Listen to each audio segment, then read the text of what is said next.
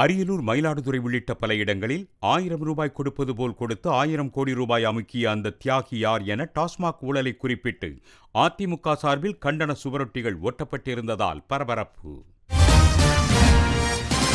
மேட்டூர் நகராட்சி 9வது வார்டு பகுதியில் உள்ள சிறுவர் பூங்கா புதர்மண்டி கிடப்பதால் நச்சுப்பூச்சிகள் பாம்புகளின் வாழ்விடமாகவும் குடிகாரர்களின் கூடாரமாகவும் மாறியுள்ளதாக கூறியுள்ள மக்கள் பூங்காவை சீரமைக்க வேண்டும் என வலியுறுத்தியுள்ளனர். புதுக்கோட்டை அருகே பெருங்குடி கோயில் பங்குனி திருவிழாவை முன்னிட்டு மாட்டு வண்டி எல்கை பந்தயம் நடைபெற்றது. இதில் இரட்டை மாட்டு வண்டிகள் சீறி பாய்ந்தன. வெற்றி பெற்ற மாட்டு வண்டி உரிமையாளருக்கும் சாரதிக்கும் பரிசுகள் வழங்கப்பட்டன.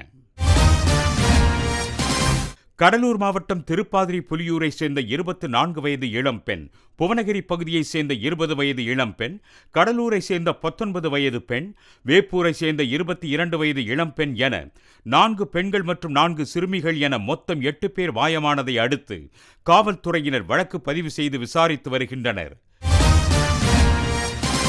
திருத்தணி மற்றும் சுற்றுவட்டார பகுதிகளில் பூட்டியிருக்கும் வீடுகளை நோட்டம் விட்டு திருடும் கும்பலை சேர்ந்த ஒரு பெண் உட்பட 6 பேரை காவல்துறையினர் கைது செய்துள்ளனர்.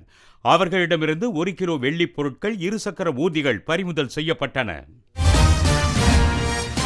தருமபுரி மாவட்டம் பாலக்கோட்டில் பழக்கடைகளில் உணவு பாதுகாப்புத்துறை அதிகாரிகள் திடீர் ஆய்வு செய்தனர். அப்போது தமர்பூசணி பழங்களில் ஊசி மூலம் நிறமிகள் செலுத்தப்பட்டுள்ளதா என்பதை ஆய்வு செய்தனர்.